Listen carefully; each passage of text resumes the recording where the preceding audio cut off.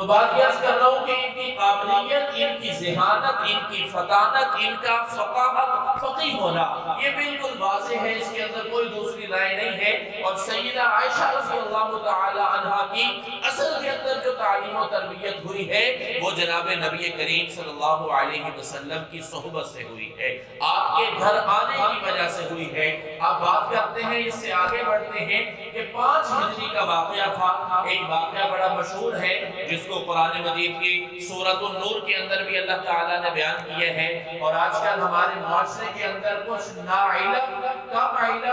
عقل اور کم فہم لوگ ایسے ہیں جو اس واقعے کو بنیاد بناتے ہیں اور ازواج مطہرات پر زبان درازی کرتے ہیں، ازواج مطہرات کی عفت کو تار کرتے ہیں، ازواج مطہرات کی پاکی کو نازیبا الفاظ استعمال کر کے ان کو جو ہے وہ خراب کرتے ہیں، جس کو واقعہ عفت کہا جاتا ہے کہ سیدہ عائشہ پر تہمت لگائی گئی۔ اس واقعے کے اندر تھوڑا سا پس منظر کی طرف آتا ہوں کہ اصل میں یہ واقعہ تھا کیا، ہوا کیسے تھا۔ اللہ کے نبی صلی اللہ علیہ وسلم نے جب مکہ سے مدینہ کی طرف ہجرت کی ہے، آپ سبھی احباب جانتے ہیں کہ غزوات کا ایک دور شروع ہو جاتا ہے۔ سب سے پہلا غزوہ غزوہ بدر میں ہوتا ہے، دوسرا غزوہ احد ہے، اسی طرح مختلف غزوات جو ہے وہ رونما ہوئے۔ اللہ کے نبی صلی اللہ علیہ وسلم نے ایک غزوے کی تیاری کی تھی جس کو غزوہ بنی مصطلق کہا جاتا ہے، اور اللہ کے نبی صلی اللہ علیہ وسلم کا طریقہ یہ تھا،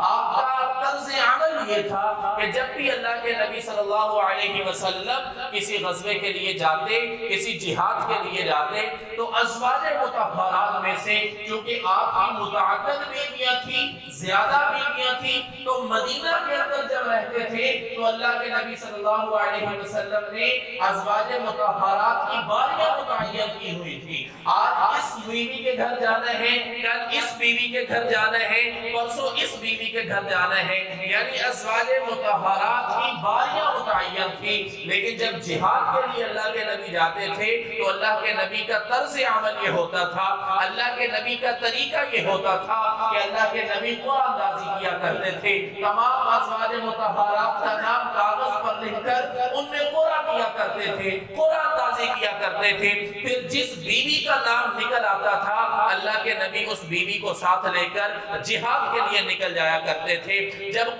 جب غزوہ بنی مصطلق ہونے لگا، اللہ کے نبی نے مدینہ میں اعلان کر دیا، اور اس وقت حالات یہ تھے، اس سے پہلے چونکہ غزوہ بدر بھی ہو چکا تھا، غزوہ احد بھی ہو چکا تھا، جس کے اندر کفار کو بڑی تعداد کے اندر جو ہے وہ شکست کا سامنا کرنا پڑا تھا۔ لیکن جب غزوہ بنی مصطلق رونما ہونے لگا تھا، اس وقت مدینہ کے اندر منافقین بھی بہت زیادہ ہو چکے تھے، اور منافقین کو ساری صورتحال نظر آ رہی تھی کہ یہ غزوہ ایسا ہے کہ اس غزوے کے اندر کوئی خون ریزی نہیں ہوگی، کوئی زیادہ جو ہے وہ جانیں نہیں جائیں گی، اور مال غنیمت بڑی وافر مقدار میں آئے گا۔ تو منافقین کا ایک بہت بڑی جماعت بھی اس غزوے کے اندر شریک ہو گئی، اور اس کے اندر شریک ہو گئی۔ اللہ کے نبی صلی اللہ علیہ وسلم نے قرعہ ڈالا، جب قرعہ ڈالا تو سیدہ عائشہ کا نام نکل آیا، اور ساتھ ساتھ میں یہ بھی بتاتا چلوں کہ جتنے بھی غزوات ہوئے ہیں ان غزوات کے اندر اللہ کے نبی کے ساتھ جانے والی ازواج مطہرات، کسی کی باری 2 دفعہ آئی، کسی کی 3 دفعہ آئی، کسی کی 4 دفعہ آئی۔ سیدہ عائشہ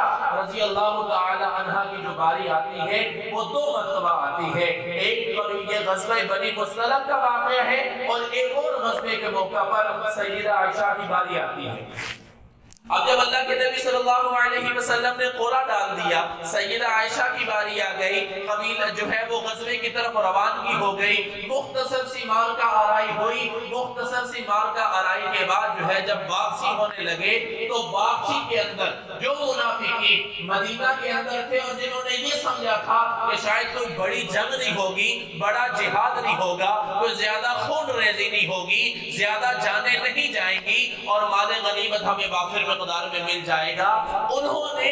اسی غزوے کے اندر جب واپسی کا ارادہ کیا تھا تو مسلمانوں کے اندر دراڑیں ڈالنا شروع کر دی تھی۔ انہی منافقین نے مسلمانوں کو آپس میں لڑانا شروع کر دیا تھا۔ اور آپ یہ بھی جانتے ہیں کہ جب مکہ سے مدینہ کی طرف مسلمانوں نے ہجرت کی تھی تو اللہ کے نبی صلی اللہ علیہ وسلم نے انصار صحابہ اور جو مہاجرین صحابہ ہیں ان کے درمیان ایک رشتہ قائم کر دیا تھا جس کو شریعت کی اصطلاح کے اندر مواخات کہا جاتا ہے کہ بھائی بھائی کا رشتہ بنا دیا تھا اور انصار صحابہ کرام نے اپنی جائیداد میں سے آدھی دولت مہاجر صحابی کو دے دی اور کسی اس طریقے سے انہوں نے اپنی جائیدادوں کو تقسیم کر لیا تھا لیکن جب تقسیم کیا اور مدینہ کے اندر آ کر مسلمان جو ہے وہ غزوے بھی کر رہے ہیں فتوحات بھی کر رہے ہیں مال غنیمت بھی مسلمانوں کو مل رہا ہے تو منافقین کو یہ بات ہضم نہ ہوئی کہ انہی انصار صحابہ کی وجہ سے مہاجرین صحابہ کرام جو ہے وہ اوپر آ رہے ہیں لہذا کسی طریقے سے انصار صحابہ کے درمیان اور مہاجر صحابہ کے درمیان دوریاں ڈالی جائیں تو اس وقت جو منافقوں کا سردار تھا جس کو رئیس المنافقین کہا جاتا ہے عبداللہ بن ابی نے مسلمانوں کو آپس میں لڑانے کی ایک سازش چلی اور وہ سازش یہ تھی کہ جو انصار صحابہ تھے ان کو اس بات پر مجبور کرنے لگ گئے اور انصار صحابہ سے یہ بات کرنے لگ گئے کہ تم کیوں مسلمانوں کی مالی مدد کرتے ہو اللہ نے تمہیں مال دیا ہے تو تم مال اپنے استعمال میں رکھو تم نے اپنے حصے میں سے جو مہاجر صحابہ ہیں ان کو کیوں دیا ہوا ہے کچھ مسلمانوں کے دلوں میں یہ بات آ گئی اور کچھ مسلمانوں نے اس بات کو نظر انداز کر دیا بہرحال جن مسلمانوں نے اس بات کو نظر انداز کیا ان میں سے ایک نام ایسا بھی آتا ہے جو عبداللہ بن ابی کا سگا بیٹا تھا جب اس کے سگے بیٹے کو پتا چلا کہ میرا باپ مسلمانوں میں درارے ڈال رہا ہے انصار صحابہ اور مہاجر صحابہ کو آپس میں لڑا رہا ہے تو اس نے تلوار ہاتھ میں پکڑی اور اپنے باپ کے گھوڑے کی نیام کو پکڑ کر اپنے باپ کو مخاطب کر کے کہتا ہے کہ اے میرے والد آج تو یہاں پر یہ بات کہے گا کہ میں غلط ہوں اور محمد الرسول اللہ کی ذات سچی ہے تب میں تجھے چھوڑوں گا اگر تو نے یہ بات نہ کہی تو میں تیرا سر قلم کر دوں گا باپ یہ کہنے پر مجبور ہو گیا لیکن دل ہی دل کے اندر اس کو یہ شرمندگی بھی تھی احساس بھی تھا کہ میری بے عزتی ہوئی ہے میری عزت میں فرق پڑا ہے خیر قافلہ چل پڑا رستے کے اندر ایک مقام پر جو ہے وہ پڑاؤ ڈالا رات کا موقع تھا رات گزارنی تھی اب رات جب گزارنے کے لیے وہاں پر لیٹے تھے تو حضرت عائشہ رضی اللہ تعالی عنہ کے پاس ایک ہار تھا موتیوں کا ہار تھا اور وہ ہار ان کا اپنا ذاتی نہیں تھا بلکہ ان کی جو بہن تھی سیدہ اسماء بنت ابی بکر صدیق رضی اللہ تعالی عنہ وہ ان کا ہار تھا اور سیدہ عائشہ نے ان سے عاریۃ لیا ہوا تھا ادھار مانگا ہوا تھا کہ میرا قرآن نکل آیا ہے میں اللہ کے نبی کے ساتھ سفر پر جا رہی ہوں لہذا مجھے یہ اپنا ہار دے میں پہنوں جب میں سفر سے واپسی آؤں گی میں یہ تجھے ہار واپس کر دوں گی سیدہ اسماء نے اپنا ہار سیدہ عائشہ کو دے دیا تھا اب وہ رات کا واقعہ ہے جگہ پر پڑاؤ ڈالا ہوا ہے لیکن سیدہ عائشہ رضی اللہ تعالی عنہا رات کے آخری حصے کے اندر اٹھتی ہیں قضاء حاجت کے لیے اٹھتی ہیں اور قضاء حاجت کے لیے جو آبادی تھی آج کل بھی ایسا آج کل تو نہیں ہے آج سے تقریباً 30 35 50 پیچھے سے چلے جائیں اتنے سال پیچھے چلے جائیں تو یہ بیت الخلاء کا تصور بہت نایاب تھا لوگ اپنی قضاء حاجت کرنے کے لیے کھیتوں میں جایا کرتے تھے تو وہ بھی زمانہ ایسا ہی تھا اس دور کے اندر بھی بیت الخلاء کا تصور بہت کم تھا کسی جگہ پر بیت الخلاء ہو تو ہو ورنہ بیت الخلاء نہیں ہوتا تھا لوگ اپنی قضاء حاجت پوری کرنے کے لیے کھیتوں میں چلے جاتے جھاڑیوں میں چلے جاتے درختوں کی اوٹ لے کر اپنی قضاء حاجت پوری کیا کرتے تھے سیدہ عائشہ بھی اپنی قضاء حاجت پوری کرنے کے لیے وہاں پر چلی گئی آبادی سے جو وہاں پر پڑاؤ ڈالا ہوا تھا جو خیمے لگائے ہوئے تھے جہاں صحابہ کرام آرام کر رہے تھے وہاں سے ذرا باہر نکل کر دور نکل کر چلی جاتی ہیں جب قضاء حاجت کرتی ہیں قضاء حاجت کر کے واپسی قافلے کی طرف آ رہی ہیں تو اچانک گلے میں ہاتھ لگا تو گلے میں ہار نہیں تھا تو اس فکر سے کہ میں نے تو اپنی بہن کا مانگا ہوا ہے اور عمر بھی اتنی ایسی میچورٹی والی نہیں تھی بلکہ اس وقت جب کا یہ واقعہ بیان کیا جاتا ہے اس وقت بعض مفسرین کے نزدیک بعض محدثین کے نزدیک سیدہ عائشہ کی جو عمر ہے وہ 14 سال بیان کی جاتی ہے اور بعض نے اس کو بڑھا کر 16 یا 17 سال بیان کی ہے بہرحال یہ عمر بھی ایک لڑک پن کی عمر ہے تو فکر ہو جاتی ہے جب کسی سے کوئی چیز ادھار لے کر آئے ہو اور وہ گم ہو جائے سیدہ عائشہ خود فرماتی ہیں کہ میں وہاں سے واپس گئی اور جہاں پر میں قضاء حاجت کر رہی تھی وہاں پر میں نے ہار کو ڈھونڈنا شروع کیا ابھی تھوڑے थोड़ा ही वक्त गुजरा होगा कि वो मैंने हार ढूंढ लिया। जब हार ढूंढ कर मैं वापस काफले वाली जगह पर आई जहां पर काफले ने पड़ाव डाला हुआ था, वहां पर आकर देखा कि कोई भी इंसान मौजूद नहीं है, कोई भी काफले वाला मौजूद नहीं है, कोई भी सहाबी रसूल मौजूद नहीं है, बल्कि वो काफला वहां से कूच कर चुका था। और सैयदा आयशा की उस वक्त उम्र जो है वो मैंने अर्ज किया है कि बाद मुहद्दिसीन ने 14 साल, बाद मुहद्दिसीन ने 16 या 17 साल बयान किए हैं, लेकिन इस उम्र के अंदर सैयदा आयशा का कोई वजन नहीं था। और उस वक्त तरतीब ये हुआ करती थी कि एक छोटा सा खैमा बना लिया जाता था, उस खैमे के अंदर अज़वाजे मुतहहरात में से जो भी होता वो उसके अंदर बैठ जाया करती थी और उस खैमे को उठाकर ऊंट के ऊपर रख दिया जाता था, एक कुजावा सा बन जाता था और वो ऊंट चल पड़ता था। लेकिन वजन इतना कम होने की वजह से जो कुजावा उठाने वाले थे उनको अंदाजा ना हो सका कि सैयदा आयशा इसके अंदर मौजूद है भी सही या मौजूद नहीं है, क्योंकि वजन ही बहुत कम था। तो खैर सैयदा आयशा जब वहां पर पहुंचती है, आकर देखा कि वहां तो कोई भी नहीं है, तो सैयदा आयशा इस उम्मीद के साथ कि जब भी वो मुझे देखेंगी उसके अंदर मैं नहीं होंगी, तो लाज़मी बात है कि वो मुझे ढूंढते ढूंढते दोबारा इसी जगह पर आए। सैयदा आयशा के बारे में आता है कि उन्होंने चादर ली तो उसी जगह पर लेट गई। अब जब उसी जगह पर लेटी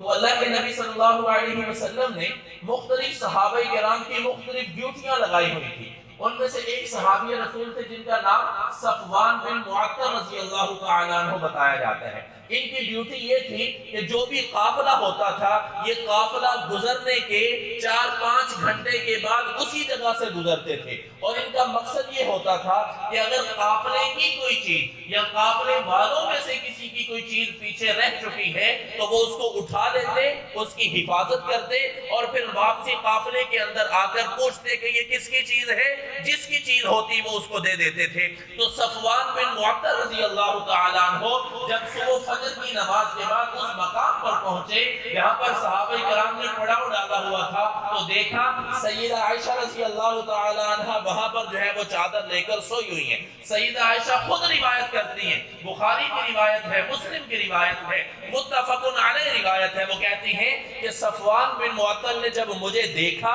ऊंट की नुकेल पकड़ी हुई थी, मेरे पास आए तो मैंने उस वक्त से लेकर काफिले पहुंचने तक सिर्फ 2 लफ्ज़ उनकी जुबान से सुने थे, 2 लफ्जों के अलावा तीसरा लफ्ज मैंने उनकी जुबान से नहीं सुना। और वो जो 2 लफ्ज सुने थे वो ये थे, इन्ना लिल्लाहि व इन्ना इलैहि राजिऊन। सिर्फ ये कहा और ऊंट मेरे पास आकर बिठा दिया, मैं ऊंट पर बैठ गई, हम चल पड़े। नुकेल सफवान ने पकड़ी हुई थी और मैं ऊंटनी पर सवार थी। और जब दोपहर का वक्त था, ज़ोहर के करीब का वक्त था, जहां आगे काफिले ने पड़ाव डाला हुआ था, हम वहां पर पहुंचे। अभी काफिले के करीब ही थे, काफिले के अंदर शामिल नहीं हुए थे। तो जो रईसुल मुनाफिकीन था, वही जिसने पहले मुसलमानों को तोड़ने की कोशिश की थी, जिसने पहले मुसलमानों के दरमियान दरारें डालने की कोशिश की थी, उसी ने ये बात फैलाना शुरू कर दी कि नाउज़ बिल्लाह आयशा अब पाक दामन नहीं रही। सबसे पहले रईसुल मुनाफिकीन ने ये तोहमत लगाई थी सैयदा आयशा पर, और ये बात फैलती फैलती मुख्तलिफ सहाबा के दरमियान में फैल गई। लेकिन सैयदा आयशा को इल्म नहीं हुआ कि मेरे बारे में ये बातें की जा रही हैं। मदीना पहुंच गए। मदीना पहुंचने के बाद एक रात के अंदर जो है वो क़ज़ाए हाजत के लिए दोबारा निकली, तो जो सफवान की बात जो है वो एक आदमी था और वो मदीना के अंदर ही रहने वाला था। उसका जो नाम नकल किया जाता है मुस्तलह बिन असासा,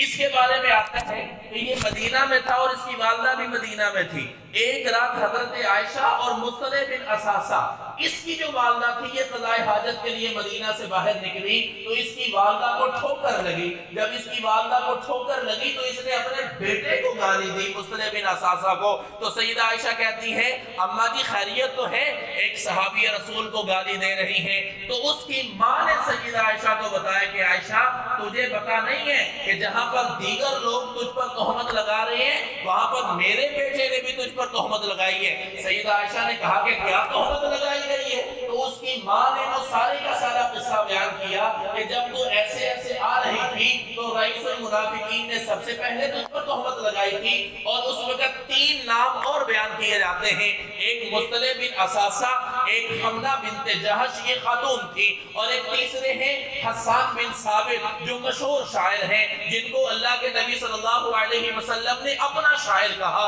जिन्होंने अल्लाह की मिदहत के अंदर बड़े बड़े अशार कहे। और एक बड़ा मशहूर कसीदा जो है, वाहसन मिनका लम तरक़त ऐनी व अजमल मिनका लम तलिद निसाओ खुलिक़त मुबर्रअन मिन कुल्लि ऐबिन खुलिक़त कमा तशाओ, ये सारे का सारा कसीदा हजरत हसन बिन साबित ने कहा। तो ये 3 नाम और भी बयान किए जाते हैं जो रईसुल मुनाफिकीन के साथ मिलकर जिन्होंने सय्यदा आयशा पर तोहमत लगाई थी। अब इनके पीछे वजूहात क्या है? जो हमला बिनते जहश है, ये ज़ैनब बिनते जहश अल्लाह के नबी सल्लल्लाहु अलैहि वसल्लम की जो बीवी है, ज़ैनब बिनते जहश, उसकी बहन थी जिसका नाम था हमला बिनते जहश। और इन्होंने सय्यदा आयशा पर तोहमत इस वजह से लगाई थी कि सय्यदा आयशा की इज्जत कम करके अपनी बहन की इज्जत को ऊपर कर दिया जाए। हजरत हसन बिन साबित रज़ी अल्लाह तआला अन्हु ये तोहमत इस वजह से लगा रहे थे, इनको सय्यदा आयशा से कोई मतलब नहीं था। इनको जो असल मकसद था ना, जो सय्यदा आयशा को